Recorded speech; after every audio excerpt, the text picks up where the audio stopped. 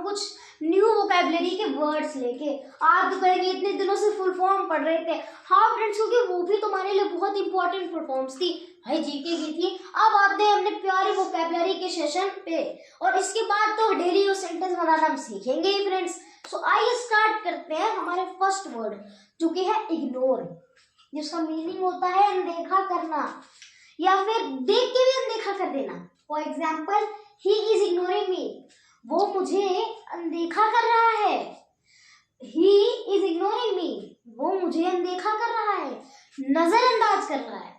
मतलब कि ऐसे ऐसे देखना, कुछ लोग होते हैं एटीट्यूड में समूह बनाते हैं ऐसे, जैसे मान लीजिए कोई खड़ा मेरे बगल में, ऐसे देखा उसे, ध्यान ही ना देना।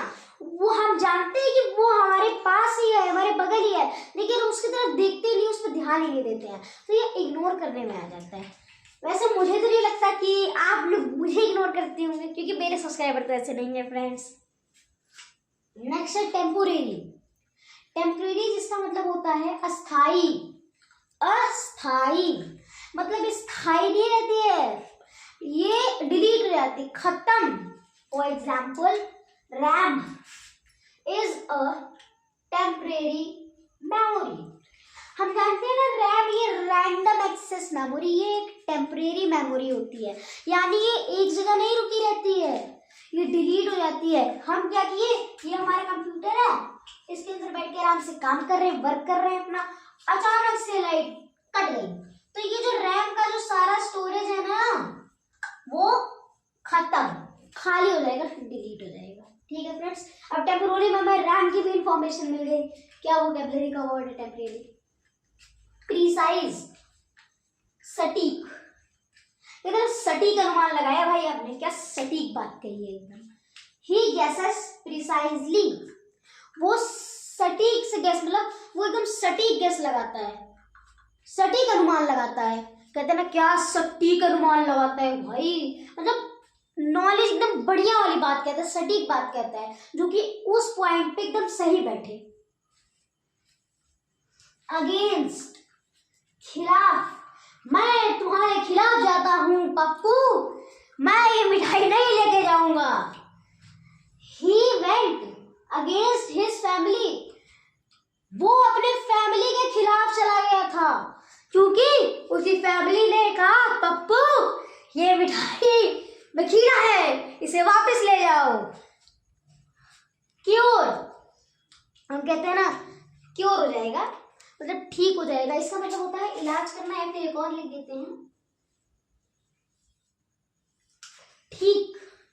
For example, I will cure him, मैं उसका इलाज कर दूंगा, या फिर मैं उसे ठीक कर दूंगा। जो इन दोनों में से सेंटेंस की तरफ जो ज्यादा हमारा सही लगे वो हम यूज कर देते हैं। अब यहाँ दोनों यूज कर सकते हैं कि मैं उसे ठीक कर दूंगा, या फिर मैं उसका इलाज कर दूंगा। अब विल लगा मतलब कर दूंगा, मतलब फ्यूचर में करूंगा, अभी कर नहीं रहा हूँ। ठीक है फ्रेंड्स, कुटिया। Lord Ram lived in a cottage with Sita ji, यानी जो हमारे राम भगवान जी थे, राम जी, वो एक कुटिया में सीता जी के साथ रहते थे। हाँ फ्रेंड्स, और ये मेरे प्रिय हैं, मेरे आइडल हैं, आदर्श हैं, और इनके भी जो प्रिय हैं, मैं उनको सबसे ज्यादा मानता हूँ। मीन्स आज आपको एक चीज सच दिखाता हूँ, ये भले थोड़ी चुन्नू मुन्नू सी है, लेकिन आपको उसकी पावर नहीं मालूम है। ये हनुमान जी की गदा है, और इसकी पावर आज मैं आपको बताता हूँ। मैं गया एक हॉन्टेड हवेली में, वहां गया था कि बहुत भूतियाई घटनाएं थी कि ये भाई इन भूतों ने से मार दिया, इन भूतों ने से मार दिया। तो उसमें क्या था, मैं भी वही में मौजूद था। सो भूत आया भाई सामने से, तब भाग गए। उसने कहा हाँ हाँ हाँ हाँ मैं तुझे खा जाऊंगा, यही तो करते हैं भूत। मैंने कहा खा खा। वो आया मेरे बगल, पीछे हो गया, आया मेरे बगल, पीछे हो गया। जानते हैं क्यों? क्योंकि मैंने उससे एक बात कही थी और उसकी निकल गया, वो भाग गया। तो मैंने उससे ये कहा था कि बेटा जितना भी तुम अपना दम दिखा दो, हम ना हनुमान जी के पुत्र हैं, और इतना शुद्ध पुत्र का नाम सुनते, बस आप पुत्र भी नहीं सुना, हनुमान जी के नाम सुनते ही रवाना, क्योंकि बल उनकी गदा में नहीं, उनके नाम में ही है। लेकिन ये गधा तो भाई इतनी छोटी सी गधा से ऐसे मैंने मारा, पूरी जमीन टूट गई। तो वही वाला काम हो गया ना, ये छोटी सी गधा से मारा था मैंने, ऐसे ऐसे ऐसे ऐसे करके मारा था और पूरी जमीन टूट गई। तब समझ आया कि इस गधा और हनुमान जी के नाम की कितनी पावर है फ्रेंड्स। उसमें है ना, लॉर्ड राम जी, यानी जो हमारे राम जी थे, वो एक कुटिया में सीता जी के साथ रहते थे। अब झोपड़ी नहीं कर सकते क्योंकि झोपड़ी तो पूरी टूटी फूटी रहती है ना, लेकिन कुटिया, अब राम जी इसमें रहते थे, टूटी फूटी थी नहीं, वो कुटिया थी, यानी रहने लायक घर जो कि झोपड़ी की तरह दिखता होगा, झोपड़ी हो ना।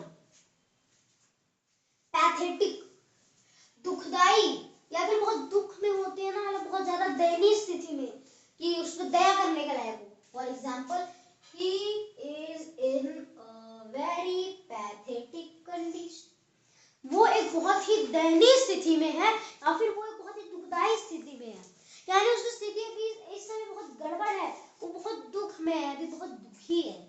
ठीक है फ्रेंड्स। लेथार्जिक, इसका मीनिंग होता है सुस्त, सुस्त। For example, he is a very lethargic person, यानी वो एक बहुत ही आलसी आदमी है, बहुत ही सुस्त किस्म का आदमी है।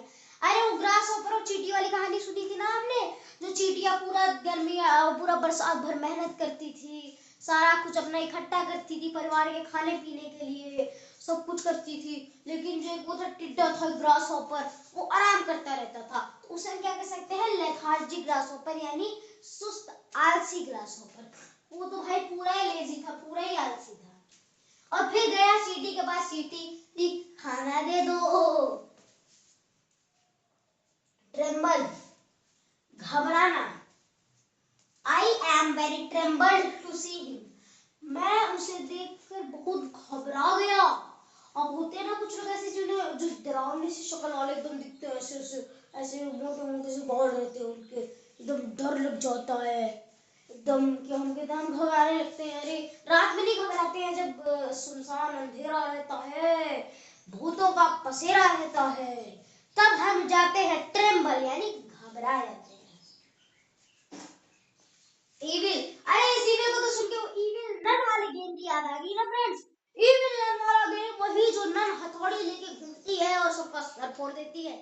हाँ फ्रेंड्स, इसका मतलब होता है बुराई या फिर बहुत बुरा, जैसे evil. This is a very evil man, यानी यह आदमी बहुत ही बुरा है, बहुत ही इविल है, यानी बहुत ही दुष्ट आदमी है ये। ठीक है फ्रेंड्स। जैसे रावण इविल मैन थे, दुष्ट, और कंस, वो तो चलिए एक हद तक कंस का समझ आता है, रावण तो ब्राह्मण था ना, वो तो अरे दुष्ट था, इविल था। अब वो इविल नन वाले गेम में वो जो हथौड़ी लेके नन घूमती रहती है, उससे बड़ा बड़ा हथौड़ा लेके सर फोड़ देती है हमारा, वही वाली नन तो गुस्सा लगती है मेरे को। मैं एक दो बार खेला हूँ, सही बता रहा हूँ फ्रेंड्स, दिल से एक दो बार खेला हूँ, उसके बाद कभी नहीं खेला क्योंकि मुझे बहुत डर लगता है। सो आज हमने कुछ वोकैबुलरी पढ़ी फ्रेंड्स। आई होप कि आपको वीडियो पसंद आई होगी, अच्छी लगी तो लाइक कर दीजिए, हमारे channel let's learn with doodle को सब्सक्राइब कर लीजिए, और कमेंट में बताइए था कि मैंने स्टडी करवाते समय कहाँ मिस्टेक की है। मैं सालिन, मिलता हूँ अपनी नेक्स्ट वीडियो में, तब तक के लिए।